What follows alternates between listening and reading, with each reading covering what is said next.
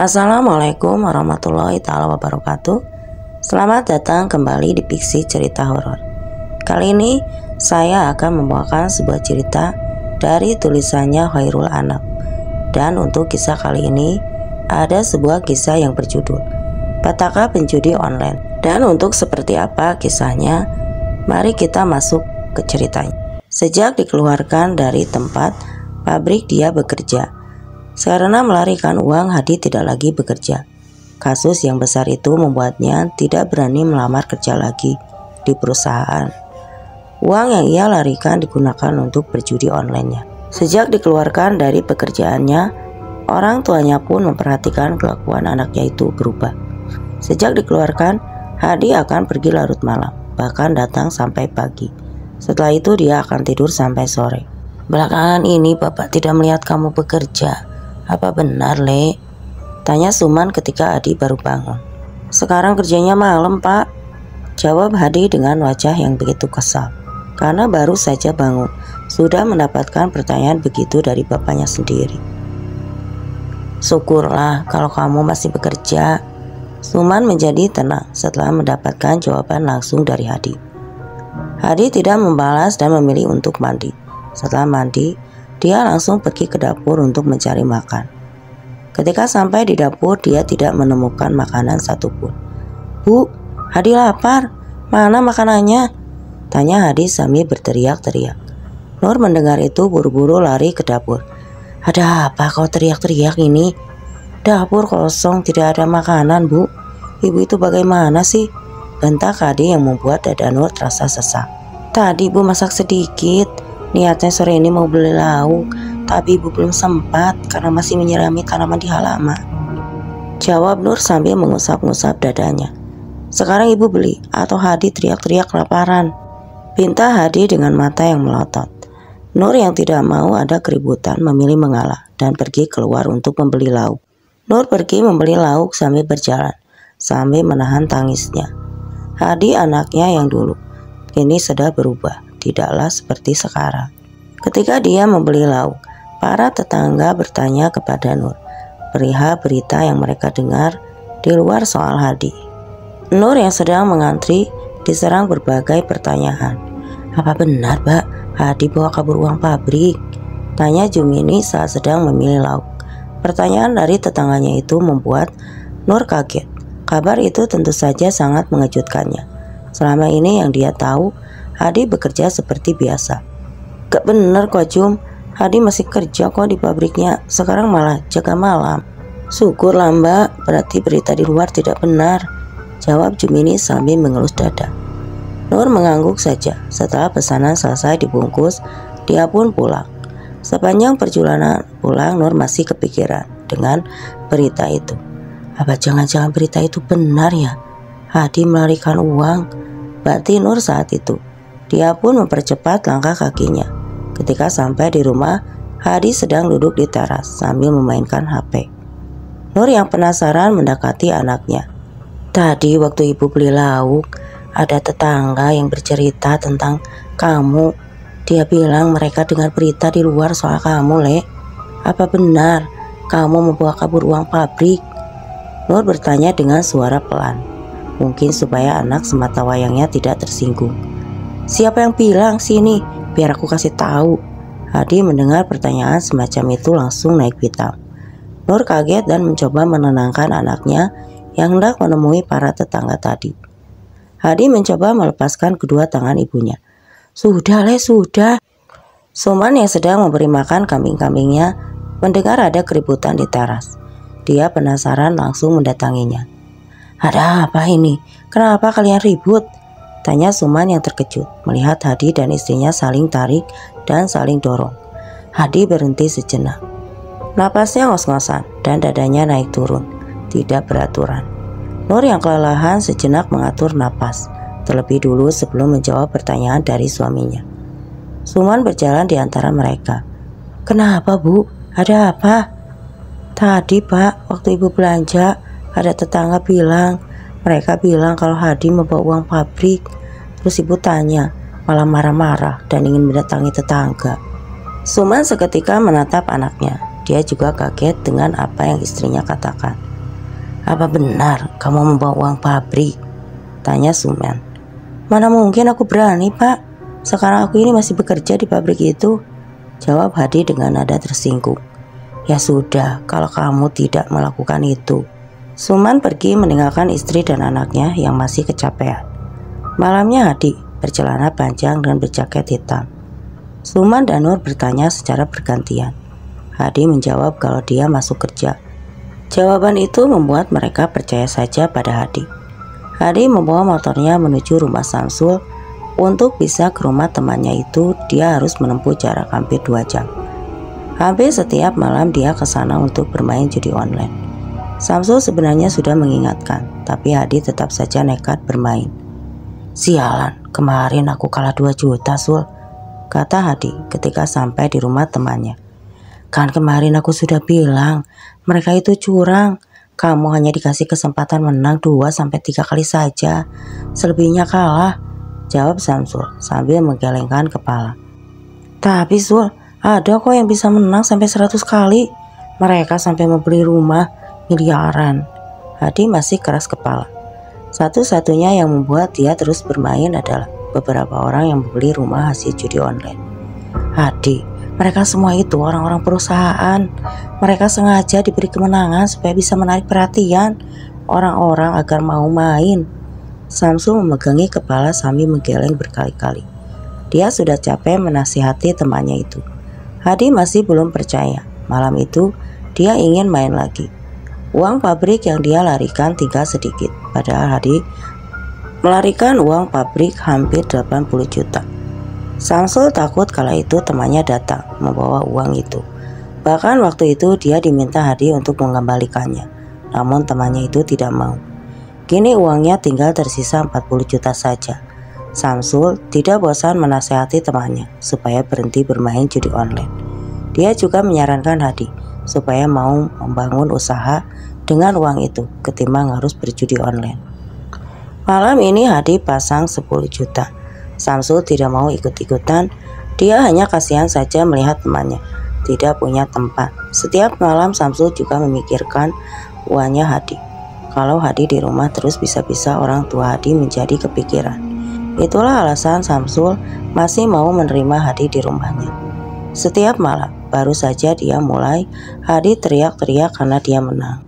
Samsul pun menyarankan temannya untuk menarik uang itu, karena kalau sampai dia main lagi pasti akan kalah. "Sepertinya malam ini adalah malam keberuntunganku, jadi aku harus main lagi." Jawaban dari Hadi membuat Samsul hanya bisa menghela nafas. "Sepertinya kamu sudah benar-benar gila.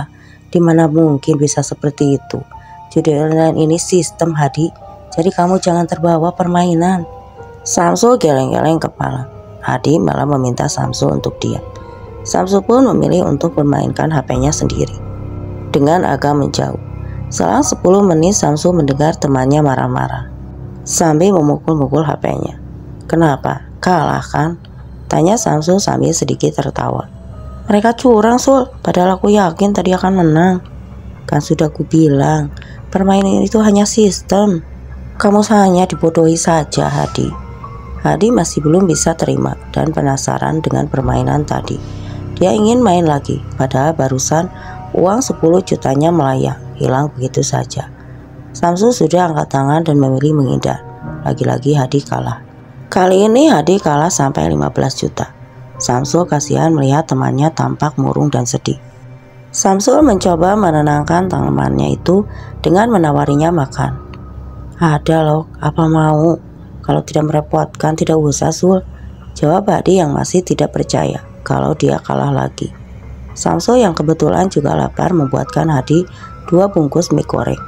Jika sudah begini dia tidak berani menasehati Hadi lagi, karena pasti nasihat itu malah membuat temannya marah. Setelah selesai makan, Hadi merasa kantuk. Dia meminta izin untuk tidur sebentar di rumah Samsul. Samsul mengizinkan kepada temannya tidur. Samsul membereskan piring-piring dan gelas yang ada di meja. Tengah malam Hadi terbangun. Samsul yang sudah tidur tidak bisa melihat gelagat temannya itu. Hadi yang sudah kalah 2 kali tidak ingin main lagi. Dia masih memikirkan cara supaya bisa menang. Uangnya hanya tinggal beberapa juta saja. Karena dari tengah malam sampai pagi tidak tidur, Hadi berkedara sambil menahan pedas matanya. Seharusnya dia bisa berhenti dan beristirahat, namun karena jarak rumahnya jauh, Hadi tidak ingin berhenti. Dia ingin segera sampai dan buru-buru untuk tidur. Jalan yang lengang membuat dia bisa lebih cepat mengendarai motornya. Setelah sampai di rumah, Hadi langsung mencuci muka dan buru-buru tidur. Suman dan Nur sudah pergi ke ladang. Dan saat dia bangun, tahu-tahu hari sudah sore. Dia langsung pergi ke dapur untuk makan. Kali ini Nur sudah mempersiapkan makan untuk anaknya, karena dia tidak mau ada keributan seperti kemarin. Makanya, sepulang dari ladang Nur langsung memasak. Dia memasak sayuran dan menggoreng tempe. Saat Hadi sedang makan dengan lahapnya, Nur memandangi anaknya dari seberang meja. Dia merasa anaknya memperlakukan rumahnya sendiri seperti kos. Ketika di rumah, Hadi tidak pernah mau mengobrol. Dia hanya tidur, mandi, makan, selebihnya pergi entah kemana. Malamnya Hadi kembali ke rumah Samsul. Dia bermain judi lagi karena masih penasaran. Samsul yang sudah capek tidak ingin berkomentar. Dia hanya duduk di dekat temannya sambil main HP. Malam itu lagi-lagi kalah dan membuat uangnya habis tanpa sisa. Hadi yang kehabisan uang, tiba-tiba dia melamun sambil memegangi kepalanya. Samsul yang melihat keadaan temannya, lalu dia mengajaknya mengobrol. "Kenapa lagi, Di?" "Aku kalah lagi, Sul," jawab temannya lemas. Hadi yang tahu kalau temannya kalah lagi, dia pun langsung menawarinya makan. "Ya sudah, kita makan dulu yuk." Hadi yang sebenarnya tidak lapar saat itu. Dia hanya kepikiran kalau uang yang dia larikan sekarang sedang habis. Dia sekarang menyesal. Seandainya saja kalau dia mendengarkan saran temannya, mungkin saja uang itu masih ada dan mungkin bisa digunakan untuk usaha. "Tadi istriku beli ayam goreng. Kamu makan ya. Tadi kamu kelihatannya lapar." Samsul pun memberikan piring yang berisi dada ayam goreng. Hadi makan dengan pelan. Samsul hanya melirik dan tidak banyak berkomentar. Setelah selesai makan, Hadi hanya melamun. Dan sampai pagi pun dia tidak tidur dan dia hanya melamun. Samsul yang baru bangun pun meminta Hadi untuk pulang karena sudah pagi. Hadi mengangguk lalu pulang. Ketika di rumah, dia marah-marah. Nur dan Suman yang kebetulan belum pergi ke ladang. Dia melihat Hadi marah-marah sambil memukul-mukul tembok. Suman mencoba menenangkan anaknya. "Kamu kenapa, Lek? Kok pulang marah-marah begini?" tanya Suman sambil memegangi tubuh anaknya. "Aku capek, Pak, kalau kerja kayak gini terus," jawab Hadi yang tidak mau ketahuan oleh orang tuanya kalau dia habis judi sampai hampir 80 juta. "Kalau capek keluar saja, mendingan kamu jualan saja. Jangan marah-marah begini." Hadi terdiam mendengar perkataan bapaknya. "Apa bapak mau memodalinya?" batin Hadi kegirangan. Suman dan Nur sepakat akan menjual ladangnya untuk memodali Hadi berjualan. Hadi yang kaget saat itu mendengar keluar langsung dari bibir kedua orang tuanya. Hadi pun meminta waktu kepada orang tuanya untuk berpikir usaha apa yang tepat untuknya. Hadi pun akhirnya bisa sedikit lebih tenang dan memilih untuk tidur. Kali ini tidurnya terasa lebih lama karena semalam dia belum tidur sama sekali. Bangun-bangun dia langsung ke rumah Samsul, meminta saran usaha apa yang cocok kalau mau usaha cepat. "Ya usaha makanan, aku saran sih seperti ayam bakar, goreng, dan lele," jawab Samsul dengan sangat antusias. Mendengar temannya sudah mau membangun usaha. "Juga ya, kebetulan aku juga punya kenalan ternak ayam dan lele." Hadi sudah mulai mempunyai gambaran. Samsul pun mendukung penuh keinginan dan niat Hadi yang punya tekad untuk berjualan. Bahkan dia siap membantu mencarikan tempat. Hadi yang sudah menjatuhkan pilihan pun mulai bergerak. Pertama dia langsung mendatangi peternakan ayam dan lele. Mereka pun juga sudah sepakat dengan harga. Hadi hanya tinggal menunggu ladang milik orang tuanya laku. Barulah dia mulai berjualan ayam bakar dan lele. Sebulan kemudian Hadi sudah mulai berjualan. Dia mendapat warung yang berada di pinggiran jalan raya. Tempatnya luas sehingga bisa juga digunakan untuk parkir para pengunjung. Hadi berjualan sendiri. Hari pertama berjualan, dia menyediakan 20 porsi lebih dahulu. Namun harapannya pupus. Hanya ada 5 pembeli di hari itu. Hadi nampak sangat kecewa. Dia pun terpaksa membawa dagangannya kembali dan memasukkannya ke dalam kulkas. Hadi terus berjualan sampai sekitar seminggu. Akan tetapi keadaan warung sama saja. Dia hanya mendapatkan 1 atau 2 pembeli saja. Hadi pulang ke rumah dan marah-marah lagi. Dia lempar panci dan wajahnya di teras. Suara wajan yang terdengar sangat keras membuat Suman dan Nur yang tengah asik menonton TV keluar karena terkejut. "Kenapa lagi, Le?" tanya Suman sambil menggelengkan kepala. "Sudah 7 hari aku berjualan, tetapi selalu sepi, Pak," jawab Hadi sambil memegangi kepalanya. "Yang namanya jualan ya kamu harus sabar lagi. Kalau mau belum punya pelanggan, fokusmu sekarang bukan untung besar, tapi cari sebanyak-banyaknya pelanggan," kata Suman menasihati anaknya. Hadi malah muak mendengar nasihat dari orang tuanya, memilih mengambil motor lalu pergi ke rumah Hasan. Hasan adalah pemilik ayam geprek yang terkenal di daerahnya. Hadi ingin belajar supaya usahanya sebesar milik Hasan. Hasan terkejut dengan kedatangan teman SMA-nya dulu. Dia langsung menyalami temannya dan memintanya duduk. "Setelah beberapa tahun kita tidak ketemu, akhirnya kita ketemu juga ya, Di. Aku masih tidak menyangka kok kamu masih ingat dengan rumahku," tanya Hasan sambil terheran-heran. "Siapa yang tidak ingat rumah pemilik ayam geprek terkenal?" jawab Hadi sambil menyerbitkan senyum di wajahnya. Hasan tertawa. Mereka pun mulai mengobrolkan usaha jualan Hadi, yang mulai lebih dulu ia menceritakan nasib usahanya yang kurang bagus dan tergolong mengenaskan.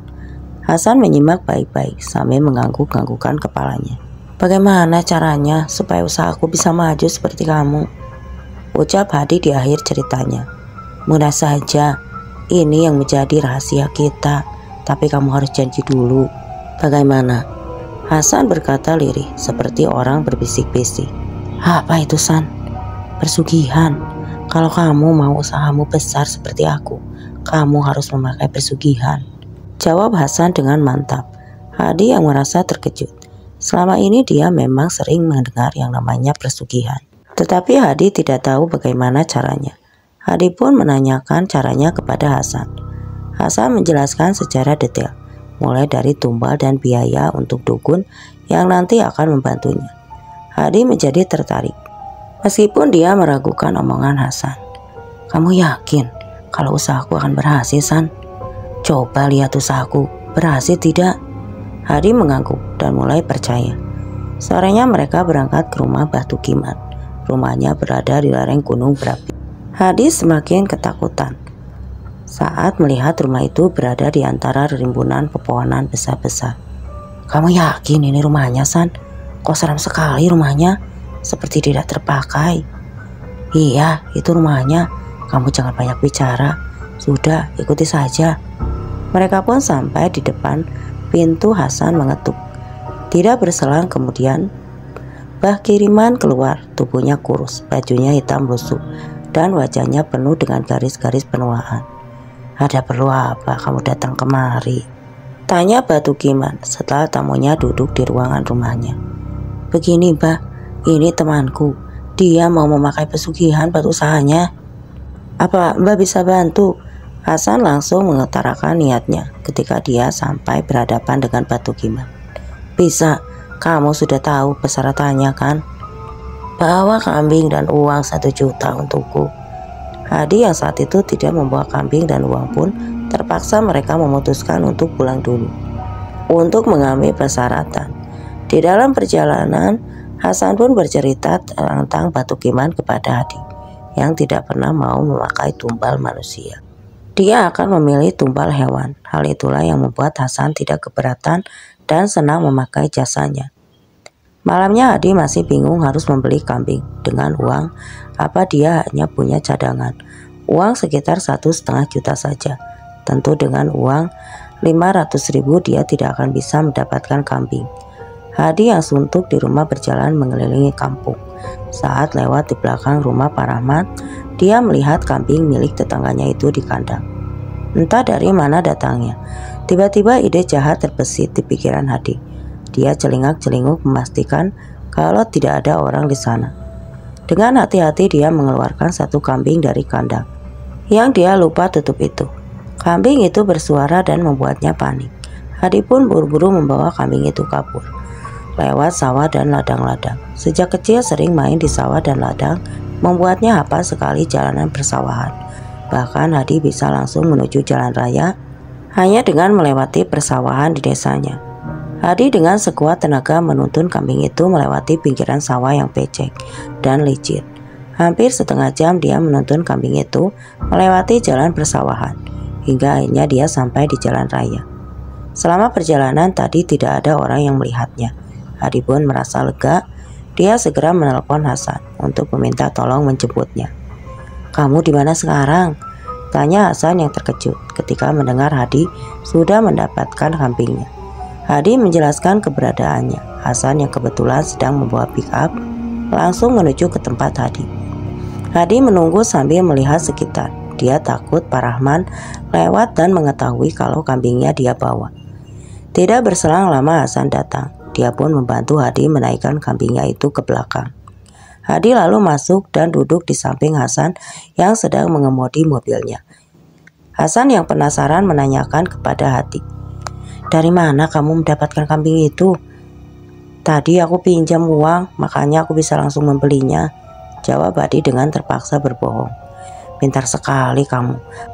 Pasti kamu juga tidak memberitahu orang tuamu soal persugihan ini."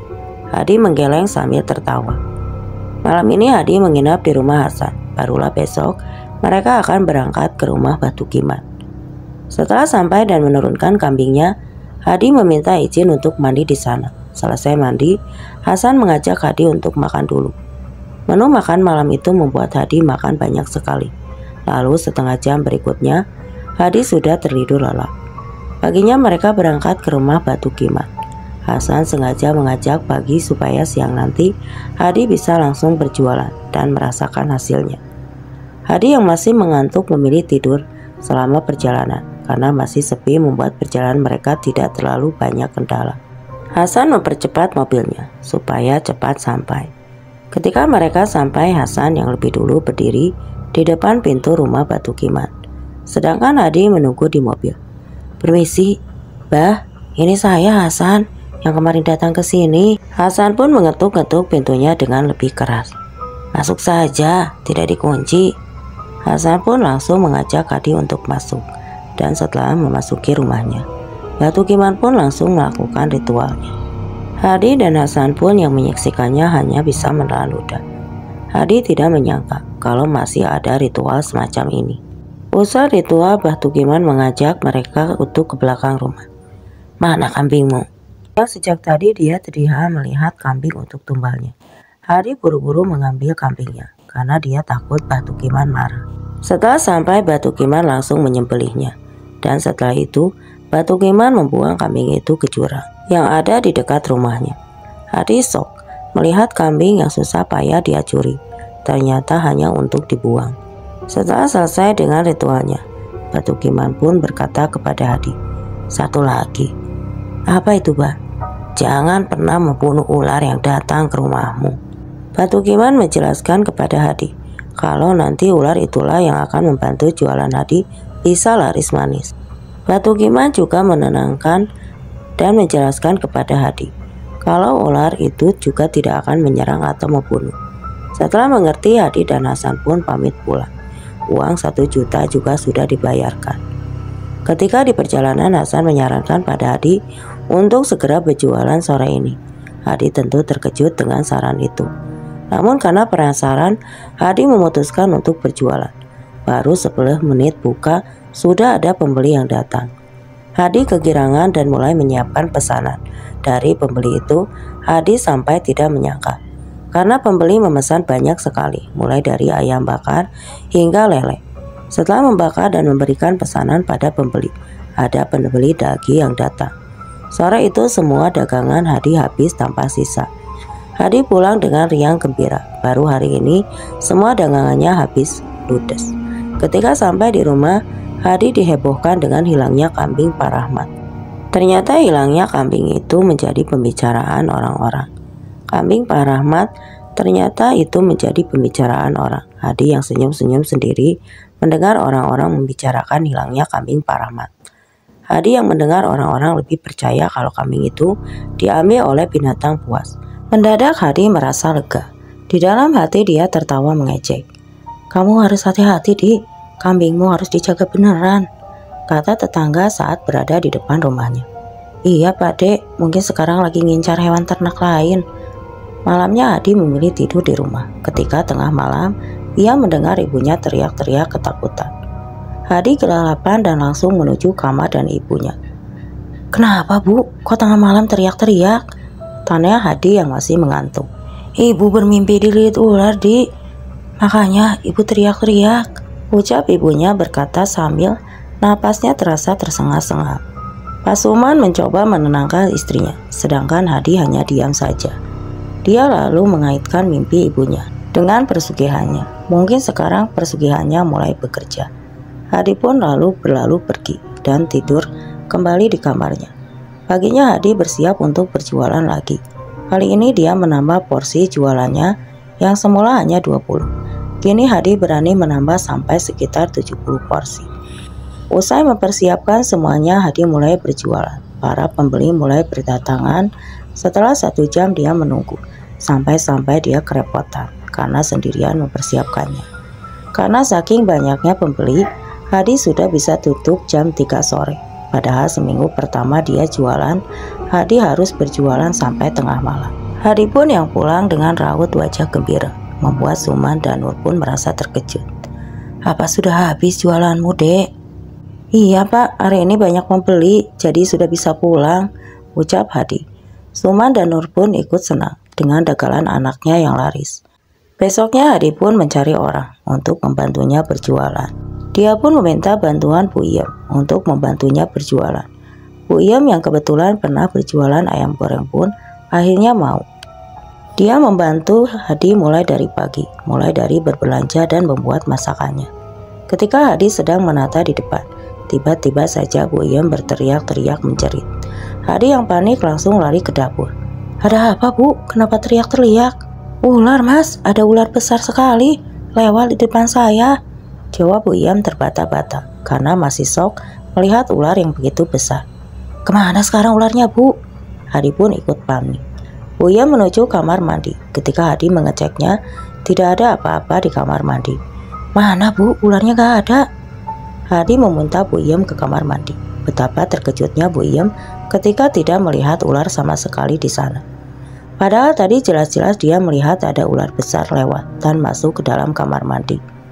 Hadi pun keluar dan meminta Bu Iem tenang. Mereka mulai berjualan setelah semua dagangannya beres. Hari itu sama seperti hari kemarin-kemarin. Banyak sekali pembeli sampai antri-antri berjejer-jejer di depan warung. Bu Iem juga sempat kewalahan karena pembelinya membludak. Dagangan Hadi habis tepat pukul 4 sore karena hari ini dia menambah sampai 100 porsi. Ketika Bu Iem sedang beres-beres, lagi-lagi dia melihat ular besar. Ular itu berjalan mengarah ke arah Bu Iem. Bu Iem berteriak ketakutan. Esoknya Bu Iem tidak lagi mau membantu karena takut dengan ular.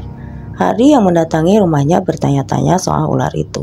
"Kemarin ular itu hendak melilitku Mas, makanya aku takut dan tidak mau bantu lagi. Aku takut dimakan Mas," ucap Bu Iem menjelaskan. "Masa iya sih Bu, kemarin sepertinya tidak ada ular di warung." Bu Iem tetap tidak mau berangkat walaupun Hadi sudah memaksanya. Kemudian Hadi pun mulai mengaitkan persugihannya dengan ular itu. Apa mungkin itu ular pesugihan ya? Karena Bu Iem tidak mau dipaksa, akhirnya Hadi pun terpaksa meminta bantuan orang lain. Akhirnya Bu Sumini mau membantunya. Kebetulan dia sedang butuh uang untuk menyekolahkan anaknya. Bu Sumini pun berangkat dengan Hadi ke warung. Setibanya di warung, mereka mulai memasak dan mempersiapkan peralatan lainnya. Bu Sumini yang tengah mencuci tempat nasi dikejutkan dengan ada ular yang melingkar di dekat ember hitam. Bu Sumini pun berteriak dan lari terbirit-birit keluar. "Ada apa Bu?" tanya Hadi yang sebenarnya sudah tahu. Pasti ada ular lagi. "Ada ular besar Mas, aku takut," jawab Bu Sumini sambil menelan ludah berkali-kali. Hadi langsung menengok ke dapur. Lagi-lagi ular itu sudah tidak ada. Setelah tidak adanya ular membuat Bu Sumini lebih berhati-hati lagi. Dia sering melihat sekitar karena memastikan kalau tidak ada ular. Semuanya pun beres dan Hadi mulai membuka warungnya. Satu dua pembeli pun mulai berdatangan. Bu Sumini pun mulai menyiapkan ayam yang sudah dibakar sambil melayani pesanan para pembeli. Namun ketika hendak mengambil sambal, dia melihat ular melingkar di wadah sambal. Bu Sumini menjadi was-was dan takut. "Bu, mana sambalnya?" tanya Hadi yang sedang kerepotan melayani para pembeli. Sebentar mas," jawab Bu Sumini sambil panik. Keringat dingin pun muncul saat dia berusaha meraih tempat sambal dari lingkaran ular itu. Ternyata ularnya hanya diam saja. Bu Sumini buru-buru mengambil sambal itu dan memasukkannya ke dalam plastik. Dia benar-benar takut sekali. Namun saat dia berbalik menatap etalase yang tadi ada ular, Bu Sumini kaget. Ularnya sudah tidak ada. Anehnya dia tidak melihat ular itu pergi, padahal jelas-jelas dia ada di sana. Dan kalau ular itu lewat, dia akan tahu. Sampai sore tiba, Bu Sumini sudah tidak melihat ular itu lagi. Hadi membereskan dagangannya lalu pulang. Seminggu berlalu begitu cepat. Hadi sudah bisa mengumpulkan banyak uang. Mempunyai uang banyak membuat Hadi tergoda lagi. Dia mencoba main dengan taruhan uang yang jumlahnya sedikit kali ini. Hadi memakai akun baru karena merasa akun lama sudah tidak membawa keberuntungan. Hadi memang usai memainkan permainan pertama, dia mencoba terus sampai ketagihan. Malam itu Hadi menang dan dia bisa tidur dengan nyenyak. Paginya dia berjualan seperti biasa. Ketika berjualan, Samsul dan istrinya datang. Kedatangan temannya itu membuat Hadi terkejut. Dia pun meminta Samsul dan istrinya duduk langsung saja. Dia membuatkan 2 porsi ayam bakar. Hadi merasa berutang budi pada temannya itu. Hampir setiap malam dia selalu numpang di rumah Samsul. "Kamu dapat kabar dari siapa, Sul?" tanya Hadi penasaran. Usai dia menyajikan 2 porsi ayam bakar untuk temannya itu. "Dari Hasan, kebetulan aku makan di warungnya dan dia memberitahuku warungmu. Syukurlah kalau usahamu sudah seramai ini," tanya Samsul tampak terpesona. Dia tidak menyangka Hadi punya usaha seramai ini. Karena masih ada kesibukan lain, Samsul tidak lama-lama di sana. Ketika ia hendak membayar, Hadi menolak Samsul. Samsul sempat masih ingin membayar, namun Hadi tidak mau. Terpaksa uang itu pun kembali masuk ke kantongnya. "Jangan main itu lagi ya, ingat," pesan Samsul saat sebelum menjalankan motornya. Hadi hanya tertawa. Pesan dari Samsul memang tidak pernah bisa dicerna oleh pikirannya. Malamnya usai berjualan, Hadi bermain lagi. Dia memainkan permainan itu sampai kalah berkali-kali. Hari itu uang yang Hadi miliki hanya cukup untuk berjualan besok. Uang simpanannya habis ludes. Besoknya Hasan menelpon kalau sudah saatnya ia memberikan tumbal untuk persugihannya lagi. Hadi kebingungan karena dia tidak punya uang untuk membeli kambing. Hendak mencuri pun sepertinya tidak lagi bisa karena kesulitan. Karena semua kandang kambing di desanya sudah diperketat. Bahkan setiap malam ada juga yang menjaga. Hadi bingung dan takut. Dia buntu. Pikirannya menelpon Hasan. "San, kalau tumbalnya digabung bulan besok sekalian, bagaimana? Aku tidak ada uang." "Ini, wah, kalau soal itu aku tidak tahu, Di. Aku juga tidak pernah terlambat sampai sekarang. Tiap bulan aku selalu memberikan tumbal dan tidak pernah terlambat. Apa akan ada efeknya ya kalau terlambat?" Aku kurang tahu, Di. Kamu tanya langsung saja ke Mbah Tukiman." Hadi yang sempat bimbang langsung memutuskan untuk tidak memberi tumbal bulan ini. Hasan tidak mau menanggung resikonya. Hadi pun juga sudah siap menanggungnya. Beberapa hari berikutnya tidak ada yang berubah. Dagangannya masih ramai seperti biasa. Hadi merasa lega karena selama beberapa hari ini dia khawatir kalau dagangannya tidak akan seramai biasanya. Namun malam ke-7 setelah dia tidak memberikan tumbal, Hadi bermimpi dililit ular besar. Mimpi itu terasa nyata hingga membuatnya sesak. Hadi pun terbangun. Tidak lama kemudian tubuhnya tidak bisa digerakkan. Hadi hanya bisa melihat tanpa bisa menggerakkan tubuhnya karena Hadi tidak bisa berbicara dan menggerakkan tubuhnya. Dia tidak keluar sampai pagi.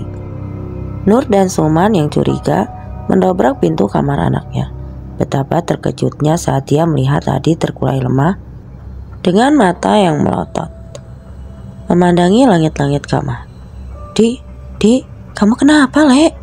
Tanya Nur sambil menggoyangkan tubuh anaknya.